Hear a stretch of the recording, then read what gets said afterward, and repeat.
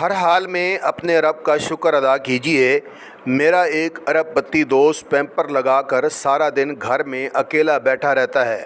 چند دن قبل اسے ملنے گیا تو جاوید چودھری کی سبق آموز تحریر: دنیا کا شاندار ترین وقت ہے۔ اللہ تعالیٰ نے ہمیں اس شاندار ترین وقت میں پیدا کیا۔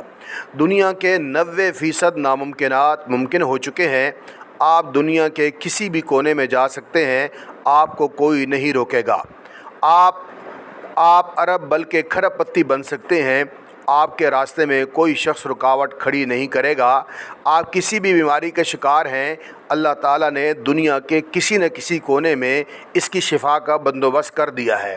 آپ دنیا کی ہر کتاب پڑھ سکتے ہیں، دنیا بھر کی عدالتیں بھی آپ کے لیے کھلی ہیں اور دنیا کے تمام تعلیمی اداروں کے دروازے بھی۔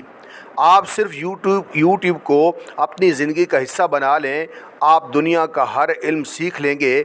آج سے 50 سال پہلے تک لوگ ملیریا، خناق، تشنج، ٹی بی، خسرہ، کالی کھانسی اور پولیو سے مر جاتے تھے۔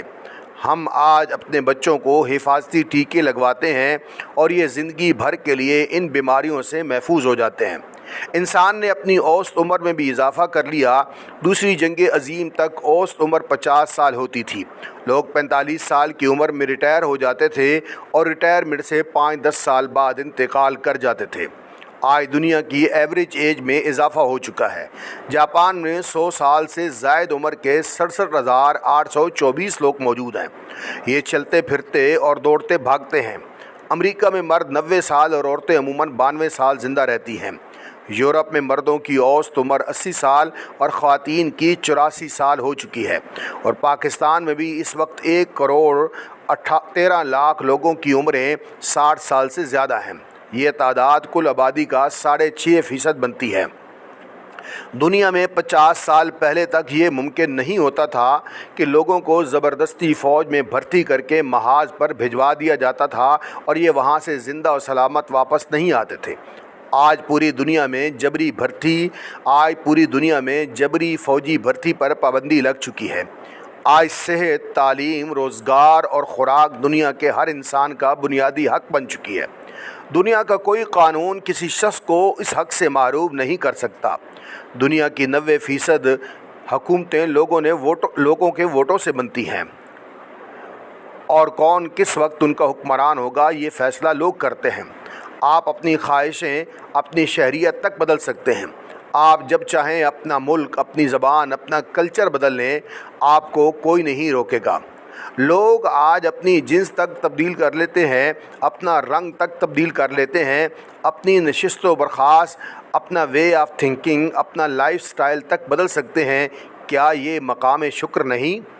کیا ہمیں دنیا کے بہترین وقت میں موجودگی پر اللہ کا شکر ادا نہیں کرنا چاہیے؟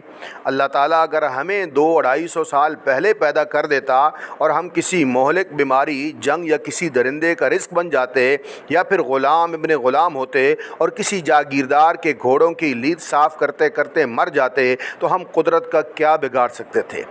کیا ہم اس دور ابتلا میں اپنی پیدائش پر کوئی سوال اٹھا سکتے تھے؟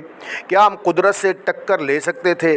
جی نہیں۔ چنانچہ ہم اگر 21ویں صدی میں ہیں تو یہ اللہ کی خاص مہربانی، یہ اس کا خصوصی کرم ہے، اور ہمیں اس کرم پر اس کا شکر ادا کرنا چاہیے۔ ہم روز اپنی مرضی سے سوتے اور اپنی مرضی سے جاگتے ہیں۔ ہم نیند کے لیے دواؤں کے محتاج نہیں ہیں، اگر ہیں بھی تو ایک چھوٹی سی گولی ہمیں نیند کی گہری وادی میں لے جاتی ہے، اور پھر ہم اس وادی سے بحفاظت واپس آ جاتے ہیں۔ کیا یہ اللہ کا کرم نہیں، اور کیا اس پر ہمارا سجدہ نہیں بنتا؟ ہم جو چاہتے ہیں ہم کھا لیتے ہیں، اور یہ معدہ اور چھوٹی اور بڑی آنت سے ہوتا ہوا باہر نکل جاتا ہے۔ ہمارا اپنا فضلہ ہماری آنت میں جم کر ہمارا جسم گلانا شروع نہیں کرتا۔ ہم جو چاہتے ہیں پی لیتے ہیں، اور گردے ہماری بے احتیاطی ہماری حماقت کو فلٹر کر کے باہر نکال دیتے ہیں۔ یہ اسے ہمارے خون، ہمارے جسم میں نہیں رہنے دیتے۔ ہم 1200 کیمیکل میں زندگی گزار دیتے ہیں۔ ہماری ناک، ہمارے پھیپھڑے ان کیمیکلز کو جسم سے خارج کرتے رہتے ہیں۔ یہ انہیں ہمارے نقصان نہیں پہنچا دیتے۔ یہ چیزیں انہیں ہمیں نقصان نہیں پہنچانے دیتی۔ ہماری پلکیں ہوا میں تیرتے کچرے کو صاف کرتی ہیں۔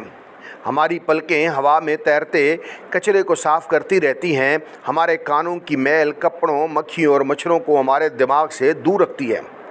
हमारी नाक खुशबुओं के 10 पैटर्न महसूस कर लेती है। हम जिस चीज़ को छूना चाहते हैं छू लेते हैं। हम जो आवाज़ सुनना चाहते हैं सुन लेते हैं। हम में गर्म और ठंडे दोनों एहसास अभी तक ज़िंदा हैं। हम बोल भी सकते हैं, हम अपनी बात भी समझा सकते हैं, हम अपने अल्लाह को भी याद कर सकते हैं और हम अच्छे और बुरे की तमीज़ भी कर सकते हैं। तो फिर हमें मज़ीद क्या चाहिए?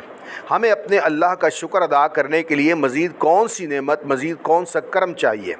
मेरे एक अरबपति दोस्त हैं, ये प्रोस्टेट कैंसर में मुब्तला हैं। ऑपरेशन हुआ और उनका पेशाब कंट्रोल करने का सिस्टम ख़राब हो गया। ये अब अपना पेशाब कंट्रोल नहीं कर सकते। ये पैम्पर लगाकर सारा दिन घर में बैठे रहते हैं। मैं उनके पास गया तो ये ढाड़े मार मार कर रोने लगे। मैंने तसल्ली दी तो ये आंसू साफ़ करके बोले, मैं बीमारी की वजह से नहीं रो रहा, मैं इसलिए रो रहा हूँ कि अल्लाह ताला ने मुझसे सजदे की तौफीक वापस ले ली है। मैं अब नमाज़ पढ़ सकता हूँ, ना उम्रा और हज कर सकता हूँ। मैं सुनकर कांप उठा और आसमान की तरफ देखकर अर्ज़ किया, या बारी ताला तेरा कितना करम है, तुमने हमें सजदों की तौफीक अता कर रखी है। हम जब चाहते हैं तेरी बारगाह में सजदा रेज़ हो जाते हैं। दुनिया में कितने लोग हैं जो सजदे की लज्जत से महरूम हैं। मैंने एक दिन फुटपाथ पर एक भिखारी को देखा, वो 2 ईंटें जोड़कर बैठा था और बार बार कहता था, या बारी ताला तेरा कितना करम, तेरा कितना रहम है। मेरा वक्त सिर्फ मेरा है, मैं किसी का ग़ुलाम, किसी का नौकर नहीं हूँ। मैं उसके पास रुक गया, जेब से 50 रुपये निकाल कर उसके गत्ते पर रख दिए और पूछा, मुझे तुम्हारे शुक्र की समझ नहीं आई? वो हंस कर बोला, मैं हर वक्त मसरूफ़ लोगों को दाएं बाएं से गुज़रते देखता हूँ। ये लोग रिज़्क़ के ग़ुलाम हैं, ये रिज़्क़ के लिए अपनी ज़िंदगी तक गिरवी रख चुके हैं, जबकि अल्लाह ने मुझे इस दुख से रहाई दे रखी है। मेरा वक्त सिर्फ मेरा है, मैं जहाँ चाहता हूँ बैठ जाता हूँ और तुम्हारा जैसा कोई न कोई शख्स मेरे हिस्से का रिज़्क़ मुझे दे जाता है। मैं अपने अल्लाह का शुक्र क्यों ना अदा करूं? मेरी आंखों में आंसू आ गए और मैंने सोचा, मैं कितना बदबख्त हूं, मुझे शुक्र की इतनी तौफीक भी नहीं।